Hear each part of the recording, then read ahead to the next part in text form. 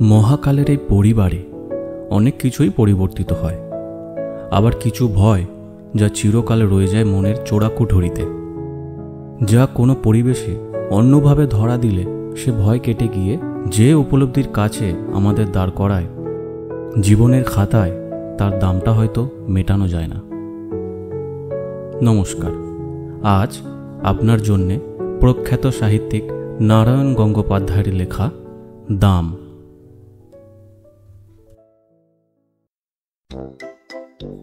স্কুলে কি বিভীষিকায় যে ছিলেন ভদ্রলোক। আমাদের অঙ্ক কষাতেন, আশ্চর্য পরিষ্কার ছিল মাথা। যেসব জটিল অঙ্ক নিয়ে আমরা ঘন্টার পর ঘন্টা পণ্ডশ্রম করেছি, একবার মাত্র তাকিয়ে দেখতেন তার দিকে, তারপরেই এগিয়ে যেতেন ব্ল্যাকবোর্ডে। খসখস করে ঝড়ের গতিতে এগিয়ে চলত খড়ি। হঠাৎ খড়ি ভেঙে গেলে বিরক্ত হয়ে টুকরো দুটো আমাদের দিকে ছুঁড়ে দিয়ে তৎক্ষণাৎ আর একটা তুলে নিতেন। একটু পরেই আমরা রোমাঞ্চিত হয়ে দেখতুম ছবির মতো অঙ্কটা সাজিয়ে দিয়েছেন। পৃথিবীতে যত অঙ্ক ছিল সব যেন মুখস্থ, কিংবা মুখস্থ বললেও ঠিক হয় না, মনে হতো আমাদের অদৃশ্য অক্ষরে বোর্ডে আগে থেকেই কষা রয়েছে, অথচ উনি দেখতে পাচ্ছেন ঠিক, আর সঙ্গে সঙ্গে তার উপরে খড়ি বুলিয়ে চলেছেন। অঙ্কে যারা 100-র মধ্যে 100 পায়, ওর ভয়ে তারাই তটস্থ হয়ে থাকত। আর আমাদের মতো যেসব অঙ্ক বিশারদদের টেনে টুনে কুড়িয়ে উঠতে চাইতো না, তাদের অবস্থা সহজেই কল্পনা করা যেতে পারে। প্রকাণ্ড হাতের প্রচণ্ড চর খেয়ে মাথা ঘুরে যেত, কিন্তু কাঁদবার জো ছিল না। চোখে এক ফোঁটা জল দেখলেই ক্লাস ফাটিয়ে হুঙ্কার ছাড়তেন,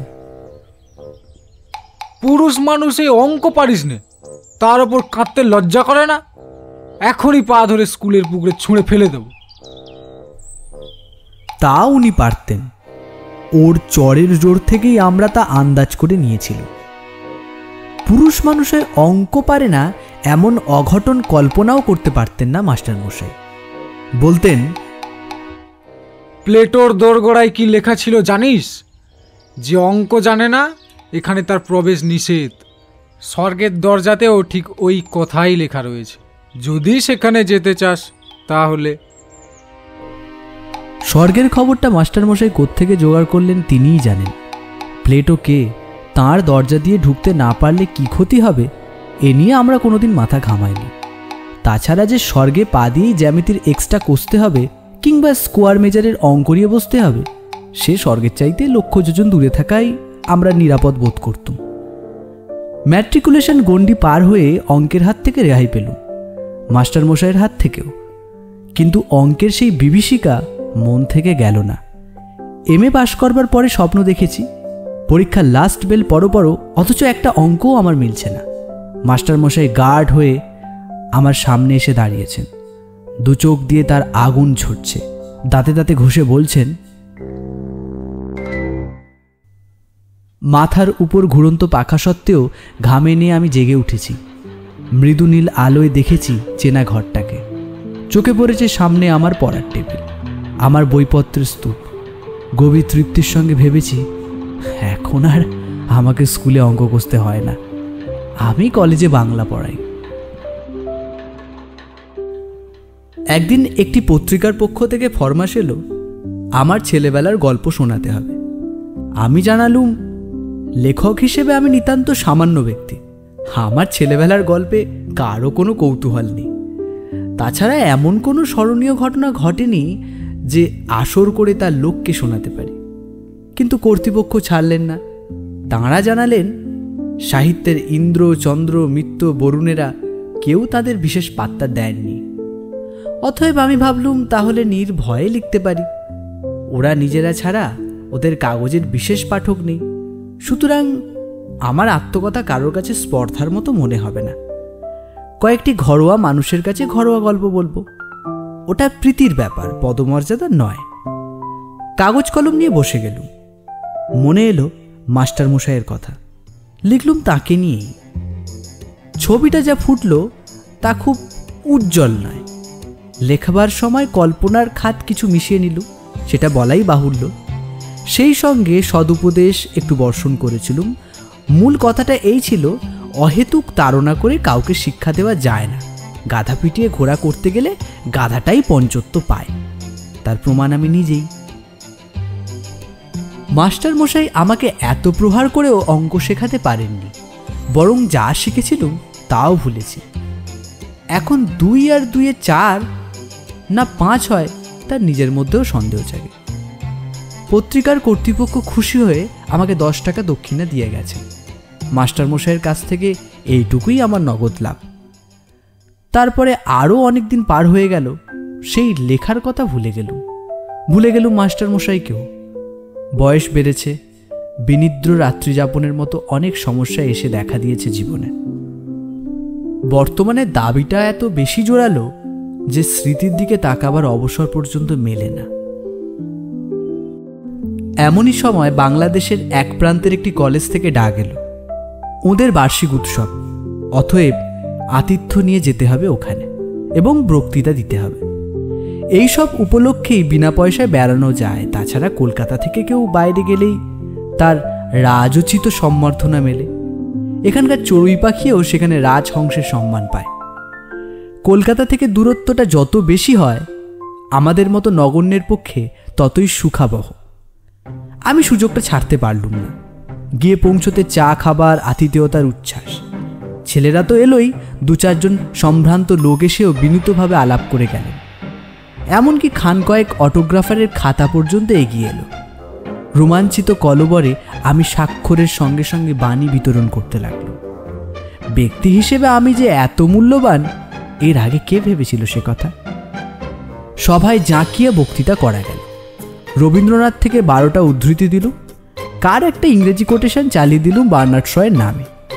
শেষে দেশের তরুণদের নিদারুণভাবে জাগ্রত হতে বলে যখন টেবিলে একটা প্রকাণ্ড কিল মেরে বক্তৃতা শেষ করলুম, তখন অল্পের জন্য ফুলদানিটা রক্ষা পেল, আর হল ফাটানো হাততালিতে কান বন্ধ হওয়ার জন্য।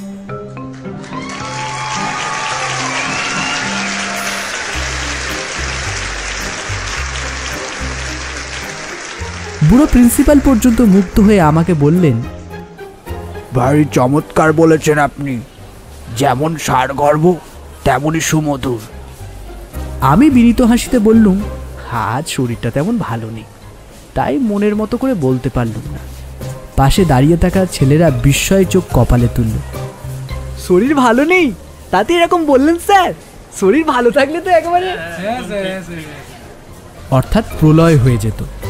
আমি উদার হাসি হাসলাম, যদিও মনে মনে জানি এই একটি সর্বার্থ সাধক বক্তৃতাই আমার সম্বল। রবীন্দ্র জন্মোৎসব থেকে বন মহোৎসব পর্যন্ত এটাকেই এদিক ওদিক করে চালিয়ে দিই। স্তুতিতে স্ফীত মনে চায়ের পেয়ালায় চুমুক দিয়েছি। এমন সময় একটি ছেলে এসে খবর দিল, এক বুড়ো ভদ্রলোক আমার সঙ্গে দেখা করতে চান। প্রিন্সিপাল বললেন, বেশ তো, ডেকে আনো এখানে। ছেলেটি বললে, তিনি আসতে চাইছেন না, বাইরের মাঠে দাঁড়িয়ে রয়েছেন। আমার বক্তৃতায় নিশ্চয়ই কেউ অভিভূত হয়েছেন, আমাকে অভিনন্দন জানাবেন। এই অভিজ্ঞতা আগেও হয়েছে। সুতরাং দাক্ষিণ্য পুলকিত চিত্তে আমি বললাম, আচ্ছা আচ্ছা চলো, আমি যাচ্ছি।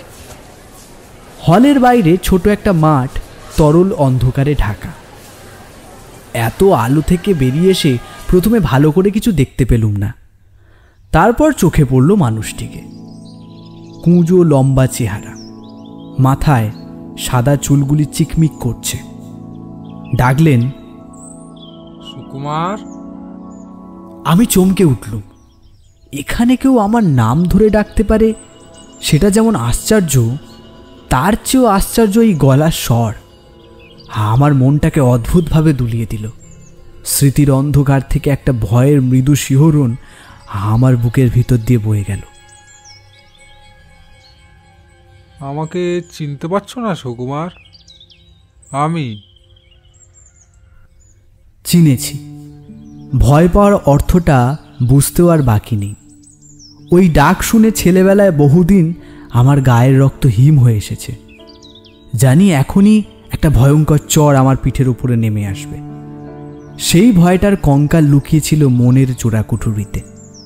ওই স্বর বিদ্যুতের আলোর মতো তাকে উদ্ভাসিত করে তুলেছে। আমার মাথা তখনই ওর পায়ে নেমে এলো। হে মাস্টারমশাই, আপনি? মাস্টারমশাই বললেন, বেঁচে থাকো বাবা, বেঁচে থাকো, যশস্বী হও। রিটায়ার করার পর এখানে এসেই মাথা গুঁজেছি, বাড়ি থেকে বেরোই না। আজ তুমি বক্তৃতা করবে শুনে ছুটে এসেছি। খুব ভালো বলেছ সুকুমার, খুব খুশি হয়েছি। কিন্তু আমি খুশি হতে পারলুম না। বিজ্ঞানের ছাত্র ছিলেন মাস্টারমশাই, বুদ্ধিতে ছুরির ফলার মতো ঝকঝক করত চোখ। আজ আমার বক্তৃতার ফাঁপা ফানুস দিয়ে যদি ওকে ভোলাতে পেরে থাকি, তাহলে সেটা আমার কৃতিত্বে নয়, ওর মনেরও বয়স বেড়েছে বলে। অপরাধীদের মতো চাইলুম, না স্যার, আপনার সামনে। মাস্টারমশাই আমাকে বলতে দিলেন না। তোমরাই তো আমাদের গর্ব, আমাদের পরিচয়। কিছুই দিতে পারিনি, খালি শাসন করেছি, পীড়ন করেছি। বলতে বলতে জামার পকেট থেকে বের করলেন শতচ্ছিন্ন একটা জীর্ণ পত্রিকা।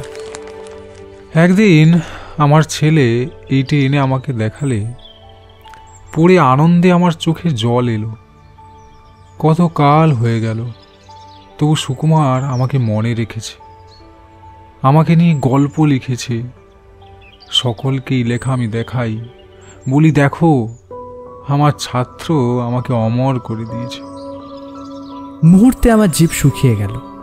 লজ্জায়, আত্মগ্লানিতে আমার মাটিতে মিশে যেতে ইচ্ছে করল।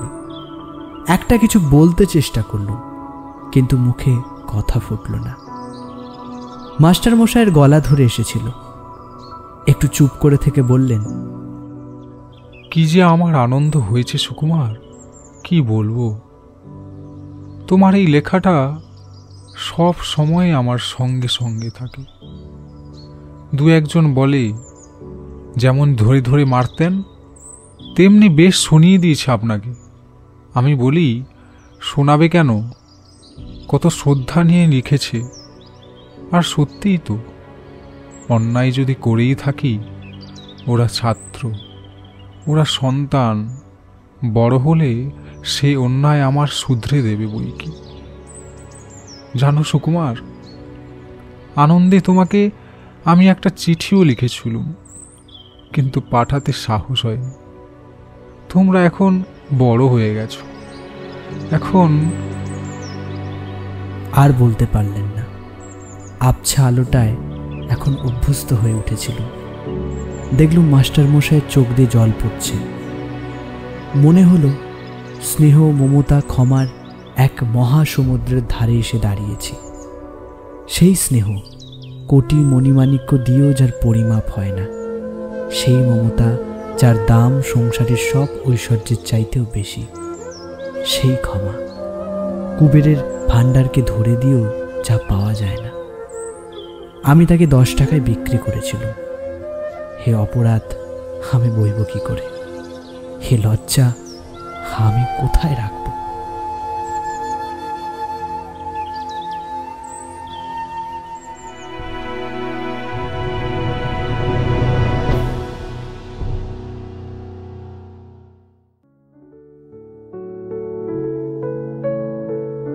শেষ হলো আজকের গল্প, প্রখ্যাত সাহিত্যিক নারায়ণ গঙ্গোপাধ্যায়ের দাম।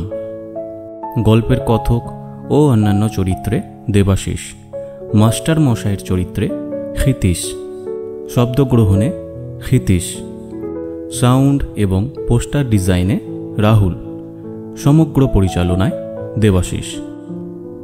আপনার যদি এই গল্পটি ভালো লেগে থাকে তাহলে লাইক করবেন এবং আপনার মূল্যবান মতবাদটি আমাদের কমেন্ট করে জানাবেন। আর আমাদের চ্যানেলটিকে অবশ্যই সাবস্ক্রাইব করবেন এমনই ধরনের আরও নতুন নতুন বিভিন্ন রকমের গল্প পেতে। ধন্যবাদ।